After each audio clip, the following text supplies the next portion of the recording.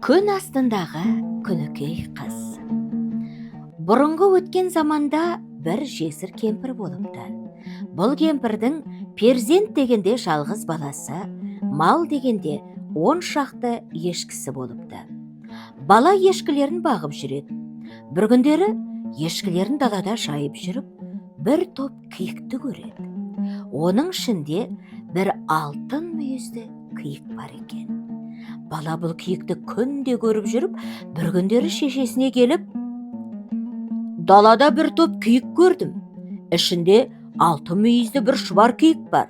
Осы шұбар киікті ұстап алып, ханға тарту етсем, хан маған сыйлық берер ме еді? Дейді. Шешесі: ұстай алсаң, балам, алып бар, хан сыйлық берер, дейді. Бір күндері бала далада ешкілерін жайып жүріп, алтын мүйізді шұбар киікті тағы да көреді. Сол арада бала әлгі шұбар киікті ұстап алады. Ханға алып жүреді. Ханға апара жатқанда, ханның үйінің жанында уәзір көреді де: мұныңды ханға апармай-ақ қой, маған сыйлап кет, дейді. Бала: жоқ, саған әкеле жатқаным жоқ, ханның өзіне апарам деп уәзірге бермейді. Бала алтын мүйізді шұбар киікті ханға тарту етеді. Хан уәзірін шақырып алып: бұл баланың тартуына сыйлық беруге бола ма? дейді. Сонда уәзір: жоқ, бұған сыйлық беруге болмайды. Бұл киіктің астына қоятын бір тақ болады. Оның 2 қанаты болады. Бірі алтын суына малынған, бірі күміс суына малынған. Киік сол алтын тақтың үстінде тұрып ойнағанда, дүниенің қызығын көргендей боласыз. Сіздің салтанатыңыз сонда келседі. Бала соны тауып алып келсін, сонда сыйлық беруге болады, дейді. Енді хан балаға: бұл киіктің астына қоятын тағы болады. Оның 2 жағында 2 қанаты болады. 2 қанатының бірі алтын, екіншісі күміс суына малынған. Соны тауып кел, сонда сыйлық берем. Ал таба алмасаң, басыңды алам, дейді. Бала мұны естіп, жылап шешесіне келеді. Шешесі: ойбай-ай, балам-ай, бұған бола жыламай-ақ қой, өзім іздеп тауып алып келейін деп жолға шығады. Бір жерлерге келсе, бір топ киік далада жайылып жүреді. Топ киіктің ар жағында жердің жарығын жамап бір кемпір отыр екен.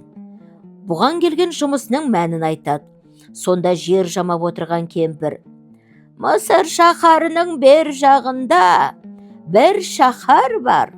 Киіктің тағын істесе, сонда істейді. Баланың қолына 1000 ділда беріп соған жібер, дейді. Сонан баланың шешесі үйіне қайтып келіп, барлық дүние мүлкін беріп, ешкілерінің барлығында беріп, оның үстіне өзі неше жыл мал бағуға бір байға жалданады. Сөйтіп, баласына 1000 ділда құрастырып береді. Бала 1000 ділданы алып, киік астына қоятын тақты жасайтын Мысыр шаһарының жанындағы шебердің еліне жүреді.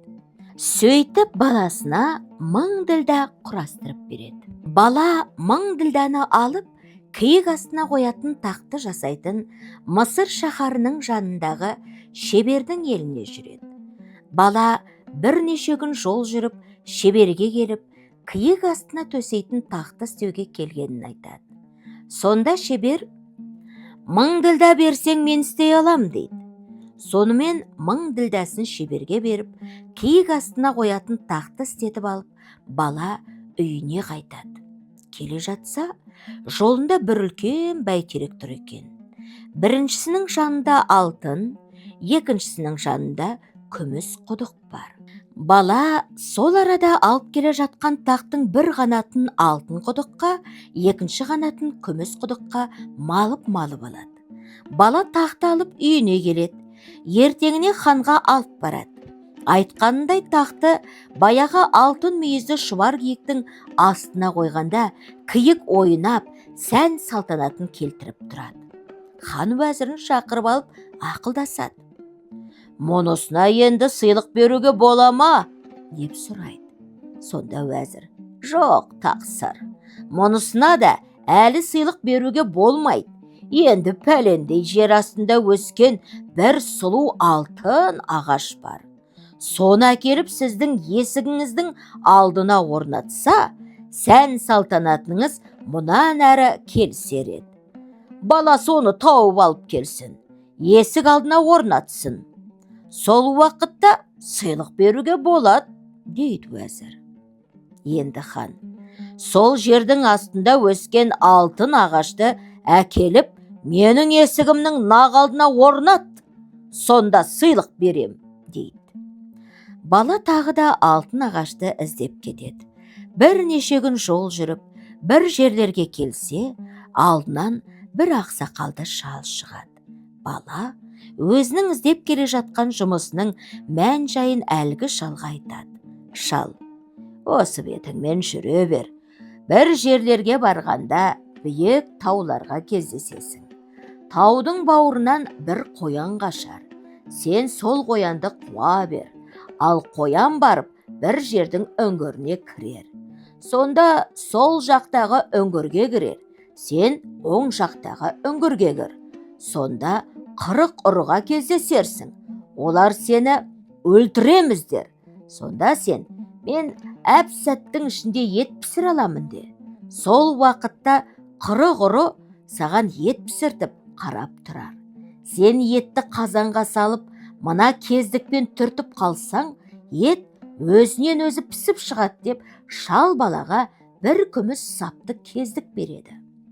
Сонымен бірнеше күнге дейін сонда ет пісіруші болып жүресің. 40 ұры сені үңгірге тастап, өздері сыртқа шығады. Сол уақытта түкпірдегі бір ақ сандыққа көзің түсер. Сол ақ сандықты ашсаң, ішінде бір көк сандық болар. Соны ашсаң, ішінде қағазға ораулы дәріні көресің. Сол дәріні алда пісулі тұрған етке шаш. Сол уақытта 40 ұры кезек-кезек келіп есік алдында өле береді. Сонан кейін сол үңгірдің ішін аралап жүрсең, іздеген алтын ағашың сонда тұрар. Сен сол арада алтын ағаштың бұтағынан қысып, қолыңмен ұстарсың. Екі аяғыңмен ағаштың түпкі тамырын басып, екі көзіңді жұмсаң, таң ата ханның есігінің алдына ағаш өзі келіп орнар, дейді шал. Бала шалдың айтуымен жүріп келе жатса, таудың үңгірінен бір қоян тұра қашады. Бала қашқан қоянды қуа береді. Қоян бір жердің үңгіріне барып кіреді. Бала да кіреді. Айтқанындай, үңгірде екі тесік кездесіп, қоян сол жақтағы үңгірге кіріп кетеді. Бала оң жақтағы үңгірге кіреді. Үңгірдің ішіне кіріп келсе, балаға 40 ұры кездеседі. Бұлар баланы өлтірмекші болады. Сол арада бала лезде ет пісіре алатынын айтады. Бала етті қазанға салып, баяғы шал берген кездікпен етті түртіп қалғанда, ет өзінен өзі пісе қалады. Сонымен ұрылар баланы өлтірмейтін болып, ет пісіруге қояды. Бала бірсыпыра уақыт сол 40 ұрыға ет пісіріп жүреді. Бір күндерде бала ұйықтап жатса, бүйірінен баяғы ақ сақалды шал түртіп: етке тойған соң ұмыттың ба, дейді. Бала оянса, түс екен. Сол арада ойлап тұрса, баяғы шалдың айтқандары есіне түседі. Жан жағына қарайды. Шал айтқандай бір бұрышта ақ сандық тұр екен. Жалма-жан кілтті іздеп тауып алып, ақ сандықты ашса, ішінде бір көк сандық бар екен. Оның ішін қараса, қағазға ораулы дәріге көзі түседі. Бала дәріні қолына алып, 40 ұрының сыртқа шығуын аңдиды. Бір күні 40 ұры тегіс сыртқа шығады. Бала жалма-жан етті пісіреді де, дәріні етке шашып жібереді. Сол арада 40 ұры бірінен соң бірі кезек-кезек есік алдына келіп, топырлап өле береді. 40 ұры тегіс өліп бітеді. Бала жан жағына қарап, үңгірдің ішін еркіндеп аралап жүрсе, жер астында жалғыз өсіп тұрған ағашты көреді. Сол арада алтын ағашты қолымен мықтап ұстайды да, екі аяғымен түпкі тамырын басып, екі көзін жұмады.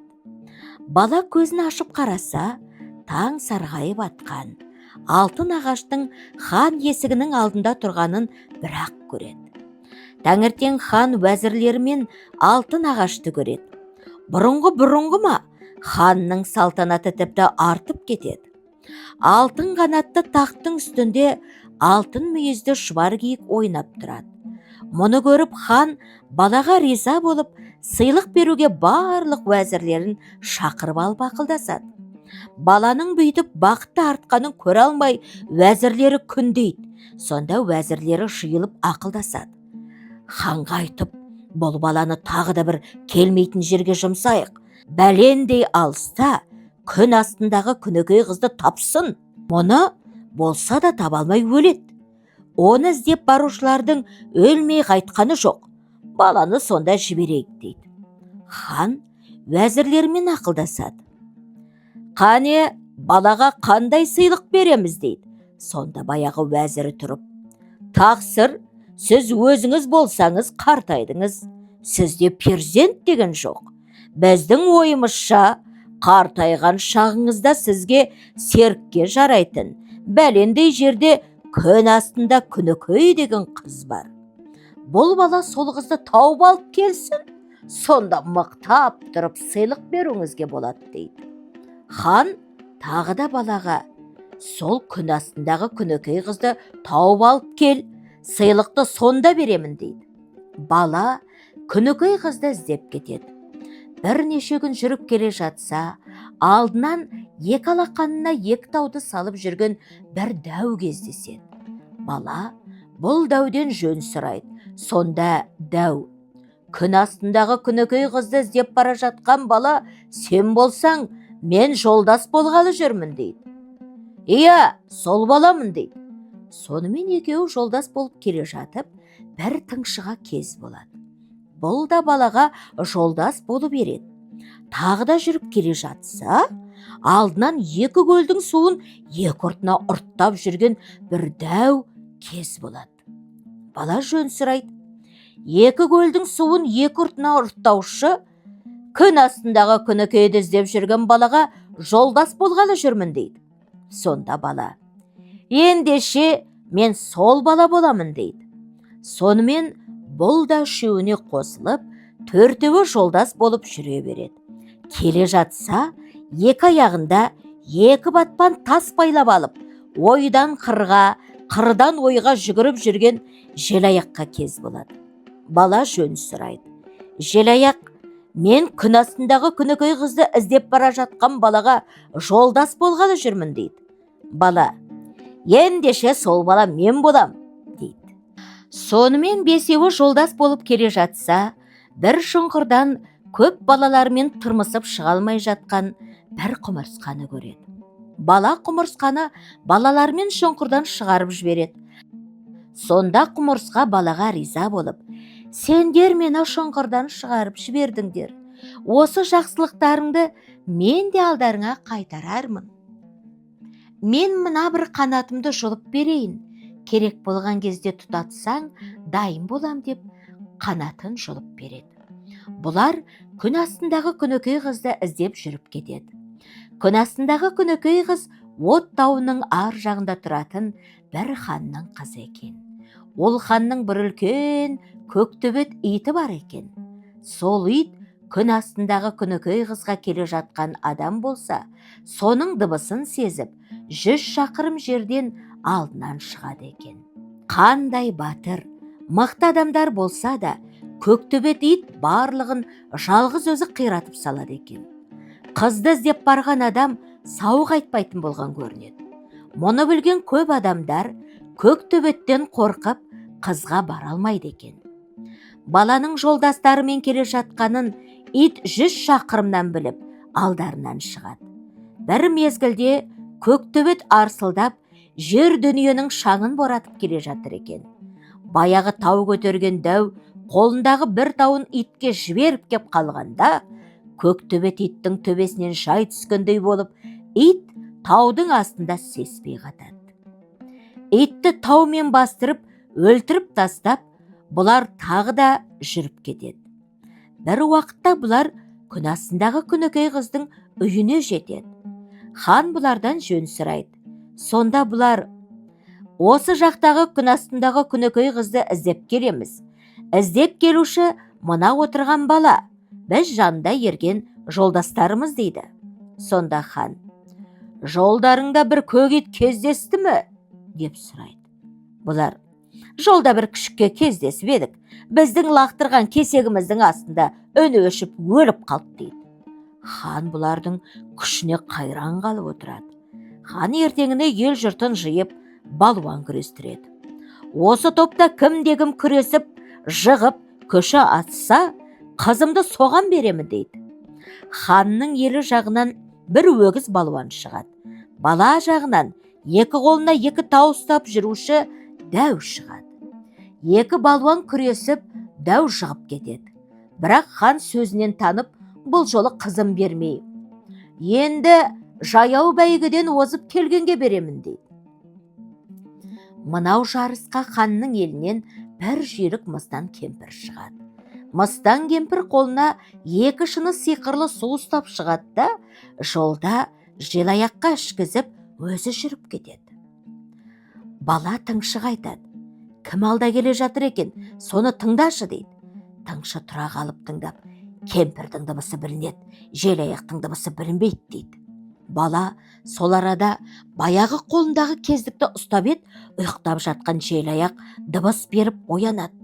Желаяқ оянып, жан-жағына қараса, кемпір жоқ. Сол арада жалма-жан жүгіріп отырып, кемпірге жетеді. Қолында бір уыс топырақты алады да, кемпірдің алдынан өте беріп, топырақты көзіне шашып жібереді. Кемпір көзін уқалап аша алмай жатқанда, желаяқ озып келеді. Хан сонда да қызын бермейді, қызын жасырып тығып қояды да, кімде-кім қызымның қай жерде екенін тапса, соған берем дейді. Бір мезгілде тыңшы тыңдай қалса, хан қызын жер астындағы бір үйге жасырып қойған екен. Қыз сол үйде кесте тігіп отырып, қолындағы инесін түсіріп алады. Тыңшы тыңдап біліп тауып алады. Хан бұларды темірден салынған қонақ үйге жатқызады. Қонағасын беріп, сыйлап жатқызғаннан кейін, қонақтар жатқан үйді өртейді.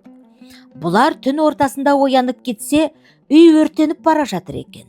Бәрі де сасады.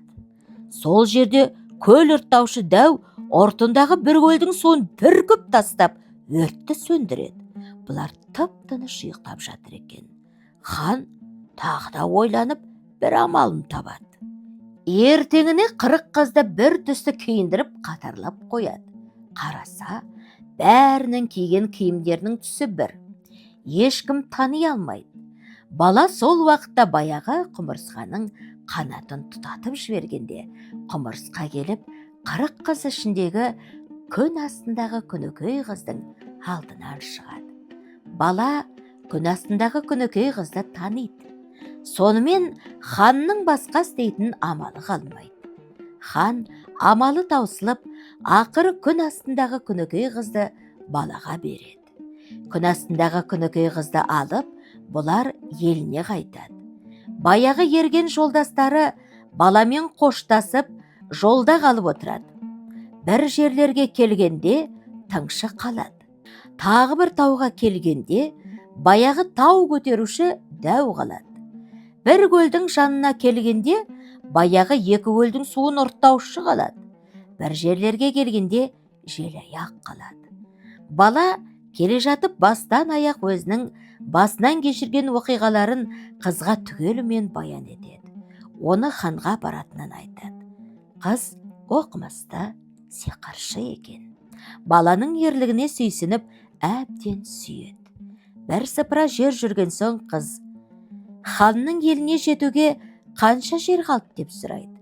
Бала: 2 күншілік жер қалды дейді. Сонда қыз: сен озып ханға бар, менің алдымнан шықсын. Ең алдында хан, оның соңынан уәзірлері жүрсін. Ең артынан өзің жүр дейді. бала ханға барып қыздың алдынан шығарады. Қыз келе жатқан ханды қасқыр, уәзірді түлкі қылып жібереді. Екеуі бірін-бірі қуып кете барады. Сонымен күн астындағы күнікей қызды бала алып, екеуі той жасап қосылады. Ел жұрты баланың ерлігіне риза болып, оны хан сайлайды.